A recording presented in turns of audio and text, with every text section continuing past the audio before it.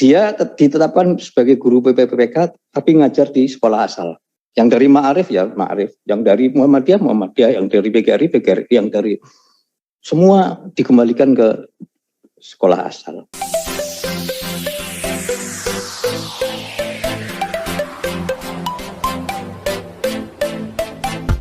Assalamualaikum warahmatullahi wabarakatuh. Salam sejahtera untuk kita semua. Ketua Komisi 10 DPR RI beserta seluruh wakil-wakil ketua dan anggota Komisi 10 DPR RI yang terhormat. Terima kasih atas kesempatan yang diberikan kepada kami dari Komisi 10.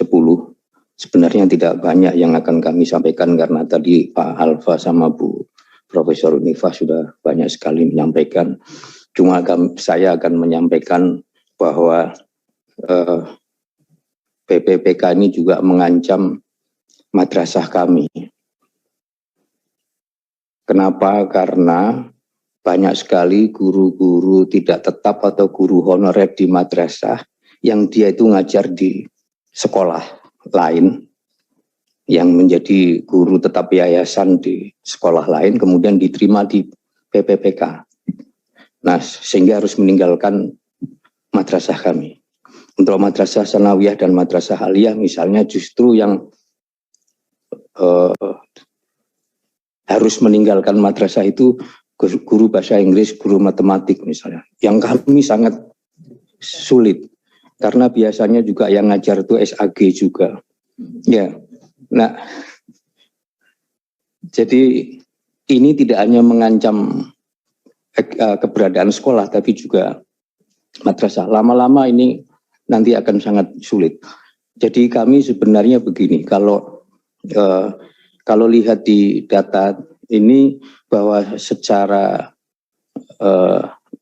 absolut yang tertinggi angkanya dari Lembaga Pendidikan Ma'arif NU, dan ini belum menghitung yang tadi guru-guru madrasah yang harus cabut.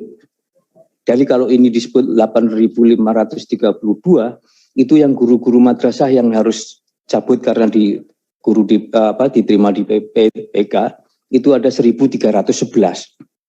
Jadi totalnya 9.843, hampir mencapai 10.000.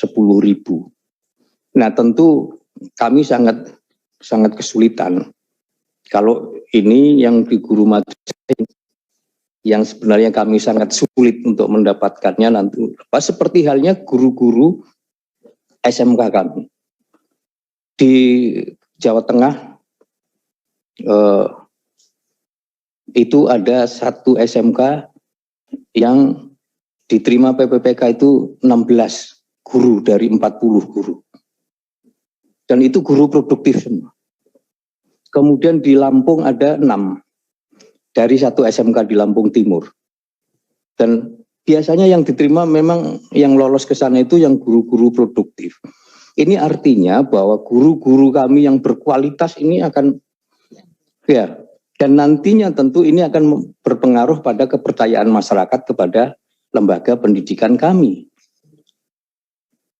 Karena itu tentu seperti tadi sudah disampaikan oleh Pak Alfa dan Profesor Unifah, ya kita inginnya kalau memang ada rekrutmen semacam ini ya kembali ditempatkan di kami. Saya terus terang saja sungguh sangat menyesal bahwa di awal PPPK ini kami sosialisasikan kepada guru-guru kami supaya mendaftar di PPPK. Bahkan kami mengundang dari Kemendikbud, dari Ditjen GTK sama dari Ditjen Dikdasmen PAUD. Mereka tidak pernah memberi penjelasan bahwa ini nanti akan ditarik dan ditempatkan di sekolah-sekolah negeri. Jadi sekarang kami dimarahin oleh sekolah-sekolah di daerah-daerah. Kan Pak Arifin yang nyuruh. Gitu. Jadi kita ini sekarang kehilangan banyak sekali. Nah, saya ingin komparasi dengan apa yang dulu di madrasah, zaman Menteri Agamanya Pak Surya Dharma Ali, itu ada kebijakan menarik guru-guru negeri dari madrasah-madrasah, mau ditempatkan di madrasah negeri. Nah, saya waktu itu saya langsung menghadap Bapak Menteri, saya sampaikan, madrasah kami ini jumlahnya 13.213. Madrasah negeri cuma 3.600-an. Mau ditaruh di mana kalau ditarik mau ditempatkan di negeri? Akhirnya itu tidak dijalankan meskipun surat edarannya itu tidak dicabut. Tapi tidak dijalankan. Sekarang sama, misalnya ini SMK. Dari 14.000 SMK di seluruh Indonesia, ini yang negeri kan juga sekitar 3.600 saja. 80% itu SMK swasta. Lalu kalau juga ini ditarik ke negeri menggantikan honorer, ya lalu kami yang seperti yang tadi Pak Ketua sampaikan, Pak Ketua yang terhormat, bahwa sekolah-sekolah swasta ini yang akan sangat dirugikan gitu. Belum lagi nanti yang guru honorer di sana itu akan banyak kehilangan jam mengajar dan akhirnya tidak mengajar. Jadi kami dari jumlah sekitar 1.600, tepatnya 1.670 SMK, SMA, SMK, itu 60% itu SMK. Karena SMA begitu booming SMK, banyak yang mati.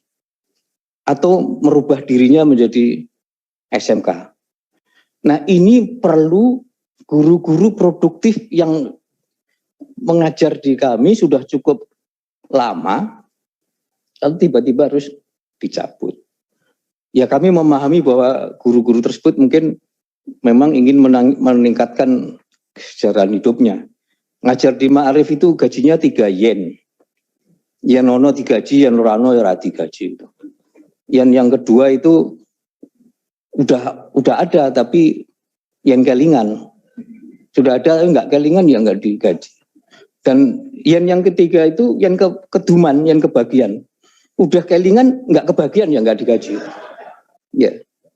Nah, karena itu kami bisa pahami kalau mereka, tetapi begini Bapak-bapak, Ibu-ibu yang terhormat, kami melihat setidaknya dalam 5 tahun terakhir ini, itu buruh, itu kalau gajinya tidak sesuai dengan kebutuhan hidup, lalu demo.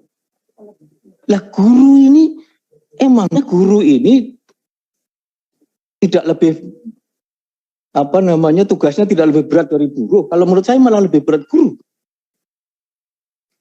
Karena itu kami di Lembaga Pendidikan Ma'arif NU sudah menetapkan bahwa gaji guru di Lembaga Pendidikan Ma'arif NU minimal sama dengan UMK. Tetapi harus kami akui bahwa belum bisa berjalan di semua daerah, di semua sekolah. Jadi mereka yang nagihnya ke saya, loh kan Pak Arifin yang bikin aturan gitu. Lah saya duit dari mana? Wong kalau dihitung itu 1 tahun kita memerlukan 18 triliun untuk gaji guru-guru kami dengan standar UMK gitu. Nah sekarang tiba-tiba diiming-imingi seperti ini. Meskipun Bapak-bapak, Ibu-ibu yang terhormat, ada saja guru yang kemudian ketika mau ditempatkan di negeri lalu memilih untuk tetap ngajar di Ma'arif dengan konsekuensi ya di sananya lepas gitu. Jadi tidak apa-apa katanya gajinya 3 yen tapi hati tentrem gitu. Hati tentrem. Jadi di Pamekasan pernah saya tanya di sini UMK berapa? Katanya 1.700.000 sekian. Gaji sampean berapa? Oh sudah sesuai UMK Pak. Di sini kami terima 200.000, nanti yang di sana itu sisa. Ya. Jadi sekali lagi dengan ini menurut saya kebijakan Menteri Pendidikan Kebudayaan ini tidak hanya mengancam keberadaan sekolah-sekolah swasta tetapi juga madrasah swasta. Kalau menurut data EMIS, itu 80% dari madrasah, sebanyak 72.000 madrasah di seluruh Indonesia, 80% itu 95% itu swasta, hanya 5% yang negeri. Jadi saya kira kalau ini nanti misalnya diteruskan, ya bakal ambruk lah kami ini penyelenggara sekolah-sekolah swasta. Terus terang saja, kalau saya ini hati ngerentes ya bahasa Indonesia-nya. Ya, karena kami sudah mengabdikan diri untuk mencerdaskan bangsa ini sejak sebelum Indonesia merdeka. Ma'arif 1929, 16 tahun sebelum merdeka.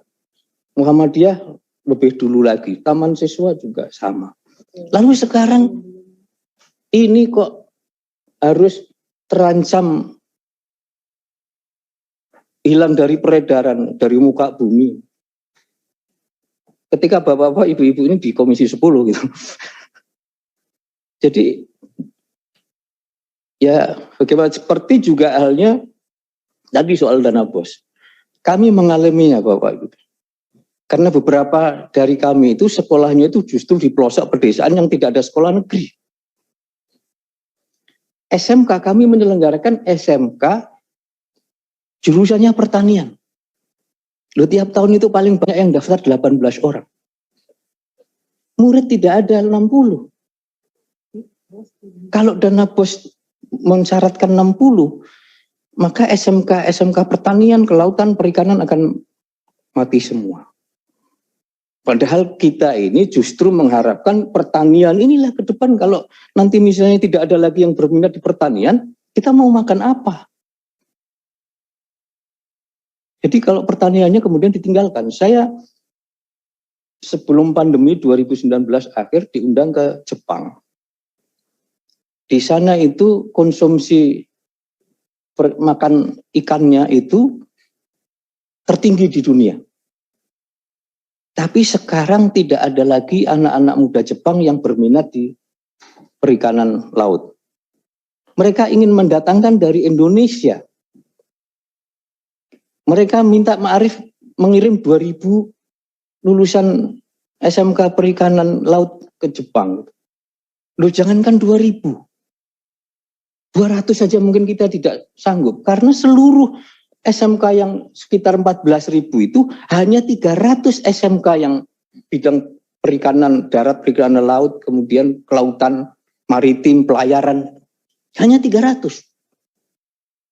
Bagaimana kita disuruh ngirim itu? Jadi dua hal yang saya sampaikan, kesempatan ini tadi saya menyatakan sedikit saja, tapi sudah biasa nih penyakit. Kalau sudah megang mic ini lupa. Ya,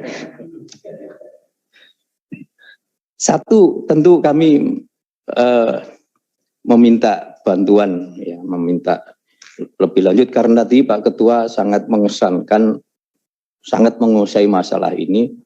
Jadi yang guru-guru PPPK ya dia ditetapkan sebagai guru PPPK tapi ngajar di sekolah asal.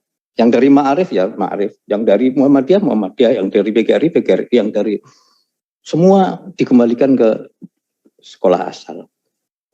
Kemudian yang kedua, ya mumpung ini ketemu juga, meskipun topiknya tadi soal PPPK, juga soal dana BOS tadi.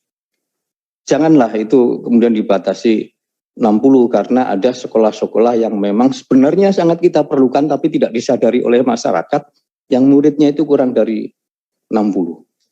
Terima kasih, mohon maaf. Walafu minkum wallahul muwaffiq ila aqwamit thoriq. Assalamualaikum warahmatullahi wabarakatuh.